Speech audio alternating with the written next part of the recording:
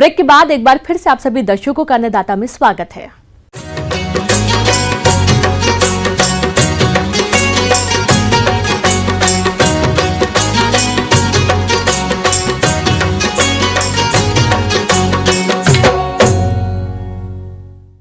किसान भाइयों, बैगन की खेती लगभग सभी क्षेत्रों में की जाती है।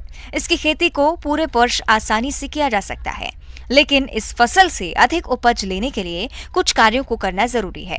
तो बैगन की फसल में कौन कौन से कार्यों को करें, इस बारे में जानकारी दे रहे हैं विषय विशेषज्ञ प्रीति चौहान।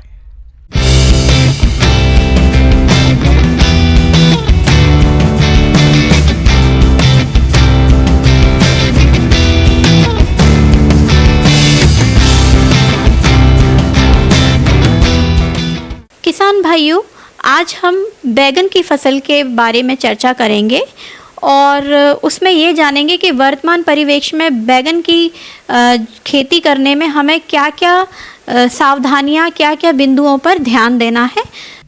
तो आइए किसान भाइयों, हम चर्चा करते हैं खरपतवार नियंत्रण पर। किसान भाइयों, खरपतवार जो है वह हमारी मुख्य फसल की, जैसे हवा, पानी, उर्वरक, खाद, जितने भी पोषक तत्व हैं सभी से प्रतिस्पर्धा रखती है। खेत में अब उनकी मुख्य फसल कम और खरपतवार ज़्यादा नज़र आने लगती है, तो इसके लिए समय पर उसका प्रबंधन होना अति अनिवार्य है। 20 से 30 दिन में आपको खरपतवार नज़र आने लगेगी। इसके प्रबंधन के लिए आप शुरुआती अवस्था में ही खरपतवार को निकाल दें और खुरपी की सहायता इसमें आप ले सकते हैं, जो कि पारंपरिक विधि है खरपतवार नियंत्रण की।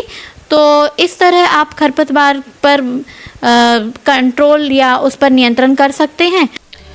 किसान भाइयों, बैंगन की फसल से अच्छी पैदावार के लिए संतुलित मात्रा में उर्वरकों का प्रयोग करना चाहिए। इसके लिए यूरिया 260 से 325 किलोग्राम, सिंगल सुपर फॉस्फेट 375 से 469 किलोग्राम और म्यूरेट ऑफ पोटाश 83 से 100 किलोग्राम प्रति हेक्टेयर की दर से आवश्यकता होती है। इनमें से नाइट्रोजन की 1/3 मात्रा, फास्फोरस और पोटाश की पूरी मात्रा को मिलाकर अंतिम जुताई के समय खेत में डालना चाहिए। शेष नाइट्रोजन की आधी मात्रा को 2 बराबर भागों में बांटकर रोपाई करने के 20 से 25 दिन और 45 से 50 दिन बाद खड़ी फसल में देने से फसल का उचित विकास होता है और बैंगन का उत्पादन अधिक मिलता है। किसान भाइयों, हम बैगन की खेती में सिंचाई की बात करें तो भूमि को पकड़ के देख सकते हैं। यदि अगर आपको लगे कि भूमि में नमी नहीं है, तो ऐसी स्थिति में आपको 3 से 5 दिन के अंतराल में सिंचाई करनी होगी। सिंचाई अधिक कर देंगे तो भी हमारी फसल को नुकसान पहुंचेगा और पर्याप्त मात्रा में अगर हम सिंचाई नहीं देंगे तो भी हमारी फसल पर विपरीत प्रभाव पड़ सकता है। बैंगन का छोटी पत्ती रोग, ये बीमारी से प्रभावित पौधों के पत्ते पतले रह जाते हैं, छोटी पत्तियां भी हरी पड़ जाती हैं। प्रभावित पौधों में पुष्पन और फलन नहीं होता है, जिससे किसानों को भारी नुकसान होता है। इस बीमारी की रोकथाम के लिए रोग रोधी किस्मों का प्रयोग करें। बिजाई के समय 2 पंक्तियों के बीच फोरेट डालें। यदि शुरुआती समय पर हमला दिखे तो प्रभावित पौधे को उखाड़कर बाहर निकाल दें। इसके रासायनिक नियंत्रण के लिए इमिडाक्लोप्रिड दवा का 1 मिलीलीटर मात्रा को 3 लीटर पानी के हिसाब से घोल बनाकर छिड़काव करने से इस रोग का नियंत्रण हो सकता है। किसान भाइयों, अब हम कीट प्रबंधन की ओर नजर डालते हैं। कीट प्रबंधन हमें किस प्रकार करना है। किसान भाइयों, बैगन में मुख्यतः फल तथा तना छेदक कीट होता है। इसमें जो मादा है कीट की, तो वह एक मादा कम से कम 300 अंडे देती है और यह अंडे जो हैं 10 से 15 दिन की अवस्था में फूट जाते हैं और यह अंडे जो है लार्वा का रूप ले लेते हैं और यह लार्वी जो होती है कीट की तने में चली जाती है।